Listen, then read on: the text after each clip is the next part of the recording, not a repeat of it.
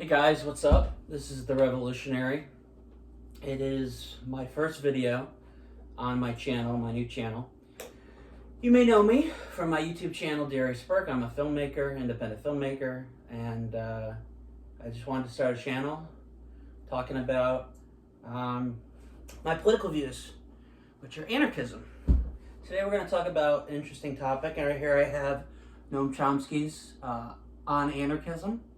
Great book, highly recommend it. So, as you know, Luigi Mangione, first off, is a terrible person. And I'm going to explain why, because I think a lot of the left has been so, focused on his actions and praising him and things like that. And I've been really against that. A few things about me. Again, I'm an independent filmmaker. I'm a Christian anarchist, so peace, big time. I support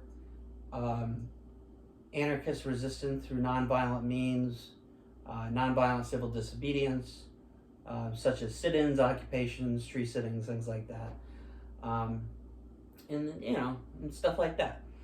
And Luigi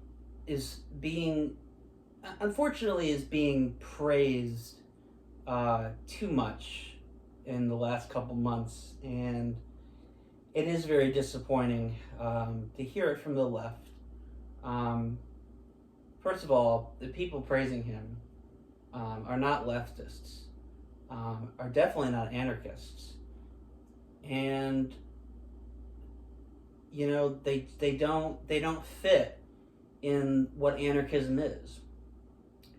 And I think what's happening is there are too many people who think, that is the answer to start class war, to hurt other people, to hurt, people in power. And that's not the way to do it. I'm not saying the society is perfect. I'm not saying that, that capitalism is, justifiable. It's never justifiable. So the state is never justifiable. But this is not the way to do it. I was very, when it happened, I was surprised, actually, given, this stuff. I mean, stuff like this happens, but it just wasn't so brazen like this. And it was just, I was sad, actually, for the family of Brian Thompson, and I'll admit that, because I'm an ethical person, because I'm a good person, and I don't think, it was not justifiable. There are other ways of, first of all, I think Brian Thompson should have been in prison, not hurt or murdered, I guess you could call it now.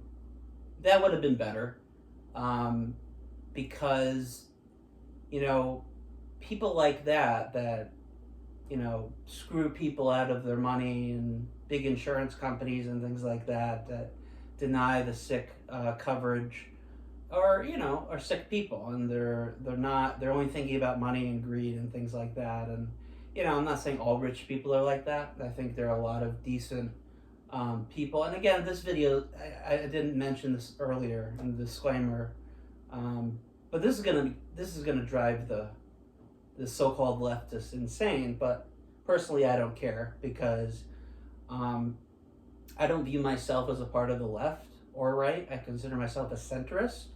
I think that's what anarchism should be, because anarchism is not liberal and is not conservative. But we'll get to the misconceptions about anarchism in another video. I think it's horrific what happened to that man's family. I think that what he did to sick people and denying them coverage, United Healthcare has the highest denial rate in the country. I'm disappointed that there wasn't a chance for him to seek redemption and forgiveness. And, being in jail, life imprisonment, of course, is a time to reflect. And again, I'm not supportive of prisons or the state or anything like that. But in this situation, I think that he should have gone to prison, and I think that there's an opportunity for people to seek redemption in prison. It's a time to think, reflect. Um, I personally don't think the prison system in this country is you know um, decent enough and respectable for him to have done that, to reflect and things like that. Because people in prison are treated terribly, and the conditions aren't great. So maybe Norway or some other country would have been good, but let's just say, and theoretically, he went to prison in the United States, federal prison. Let's just say that, right? He would, if he was willing, this is a big success story for a lot of people that have been in prison or ex-cons and things like that. They have gotten on their knees to the Lord and have sought redemption and forgiveness. And I believe God forgives everybody for the crimes they commit or things like that. There are unforgivable sins like murder and things like that. And however, I believe personally, first as a Catholic, that God forgives everybody. We aren't perfect, and I think that's another thing. Brian Thompson wasn't a perfect person. He wasn't somebody who respected the value of human life, was more interested in making money. And that's disappointing, because I think there were other opportunities for someone like that to do good in the world. But that doesn't mean that you murder somebody. It doesn't mean that you hurt another person, or even an animal, or any sentient being for that matter. And then, of course, meat and things like that, which I'll get into in another video, of course. There's going to be a lot of videos. But Luigi was wrong, and I'm tired of seeing, and again, I don't search for it, I don't look at it, but when it happened, there's so many people just normalizing violence. And, personally, I think at some point, there may be some kind of violent revolution, but I don't personally think that any form of violence is necessary, except self-defense. For example, someone breaks in your home, right? I'm not going to call the police. I'm going to defend myself in whatever way possible. And I can do it because Castle Doctrine in Connecticut, allows people to protect their property and things like that. Many states have that, including here in Connecticut. But and the second thing is, Luigi is a hypocrite. He was raised in a family that had huge real estate holdings in Maryland and in other places. He went to a good school, which, as far as I know, I believe was the University of Pennsylvania. I can't collaborate that, but I'm pretty sure. And he had a very privileged life. The Mangione family's in politics, real estate. They own a country club in Maryland. And, for the left to praise this, first of all, murderer. He's a murderer. I'm not gonna sugarcoat it. That's what he is. He committed a crime, which I personally think murder is obviously wrong. Don't really think it should be a law. I think it should be an obvious reason for people not to hurt others. However, in the capitalist society we live in, there are punishments for murder. And I hope that he spends the rest of his life in prison, and also he seeks redemption and forgiveness. because eventually he's going to realize, if not, we don't know. That's the thing with people, is you don't know what they're going to, you know, believe, or things like that, or change their behavior, which you can't force people to do that. They have to learn it on their own. um, he's a hypocrite. That's the bottom line. And someone from that kind of, from the 1% of America, he's not what these people think he is. And that's hypocrisy. And I mean, if it was someone on the street, um, poor, homeless, and again, I don't condone any form of violence. However, if this was somebody on the street that was poor and stole, for example, from a just to feed their family, right? It's really hard out there, and I understand that. I don't see what's wrong with that. I understand that stealing is against the law, obviously. But I think in certain circumstances, when people are hungry and nothing is being done for them, it's hard to not try to get food. Obviously, there are great programs. Again, this is piss off the left, but I don't care. So the federal government has great programs. Connecticut has a great program. Medicaid, Medicare, things like that. But there are also people who can't get that and don't know. And a lot of times there are people that don't know that it exists, because someone has to tell them, right? And if you're living, let's say on the street or in a forest or something like that, and nobody talks to you about it, how are you going to know to get those services, right? So we got to do a lot more advocacy in that arena. And I believe there are people out there doing that, Catholic charities, things like that, which is absolutely wonderful, and I really appreciate it. I'm not very happy that Trump revoked their funding, and that's very disappointing. And I'm very upset about that, and I hope they can get back to doing good for others. But again, just really to sum it up, violence is never necessary. Only in self-defense. This wasn't self-defense, He didn't do anything to him. Brian Thompson didn't invade his residence. I don't know if New York even has castle doctrine. I'll have to look that up. But there are some states in New England, Connecticut, Maine as well, that have the castle doctrine, that have those self-defense mechanisms in place, which I think is great, because police. I mean, they're fast. They're here in 2 minutes, especially in Connecticut. They're very fast response time. But when there is a literal concern for your property or your life, it's justifiable, I think, to defend yourself in what way you can. And I think that's important. It's important. It's a foundation law, and I think it's appropriate, because you got to protect your family. If you're a father, or living by yourself, it's your obligation to save yourself or your family. And if you can do it, go right ahead.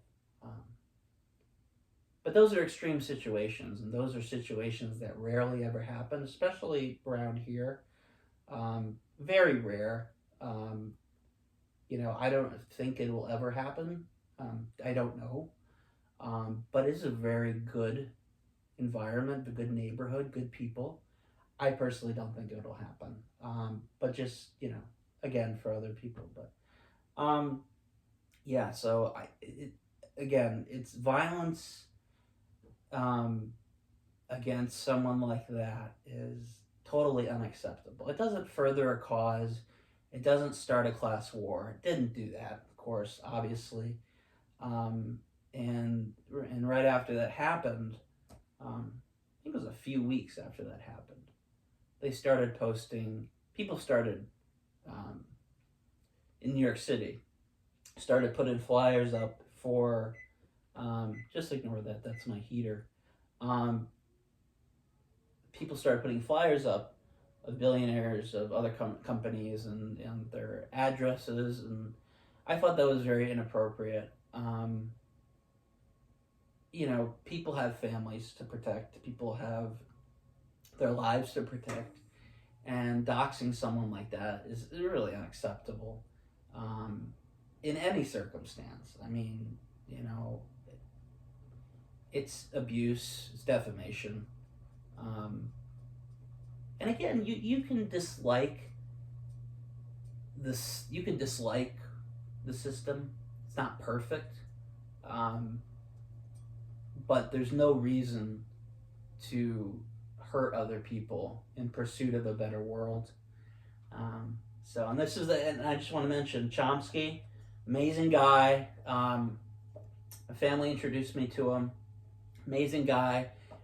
He's a libertarian socialist, anarchist, and also an anarcho-syndicalist, which emphasizes union, activity in the workplace. So I really love this book. I would definitely. This isn't a promotional or anything, but I really enjoy this book, Chomsky on Anarchism. Definitely check it out. He's a brilliant man, and he lays the foundation, as it says, for anarchism. Dispels the myths, of course, and tries to explain to people this is a peaceful means, and organizing is a big deal. Mutual aid also. So I think at the end of the day, we all think that there is something better out there. I think there is, personally. And you can definitely read this. I really recommend it. It's wonderful. It's filled with just, stories and, examples of excellent revolutions that succeeded in bringing democracy to many countries that were under authoritarian rule, nonviolent, civil disobedience, things like that. So I think the goal of the anarchist movement should be nonviolent resistance, similar to Gandhi, Martin Luther King Jr. Those are effective. They work. Another great, the Berlin Wall, of course. Very, very well organized. So organize, get out there and organize your workplace. Start a union. If you can't start a union at your workplace, organize. Get people involved, and things work out when you constantly advocate for a better environment, a better workplace, and it does work out. Sometimes it doesn't, but just never give up, guys. All right, this is The Revolutionary, and I'm so happy to share my opinion with you. And cut it out with Luigi. And he's not a hero. He's a criminal, and he's not an anarchist or a hero, I guess. It's time to accept that the man is a murderer. That's what he is, and it doesn't help the cause of anarchism or any revolutionary moment. It again reinforces the myth of anarchism that all anarchy is violent, and which is unfortunate because, that's a myth. It's a big myth. It's the biggest myth that which has been created for a long time. So cut it out, guys. All right, stick to civil disobedience, civil resistance, and have a blessed evening. It's like 11 o'clock at night. I hope to go to sleep soon. But I was thinking of this idea, and I had a channel a couple years back, The Revolutionary, but I decided I can't find it. So, but anyway, guys, thank you so much. And this is my first video. All right. Peace be with you.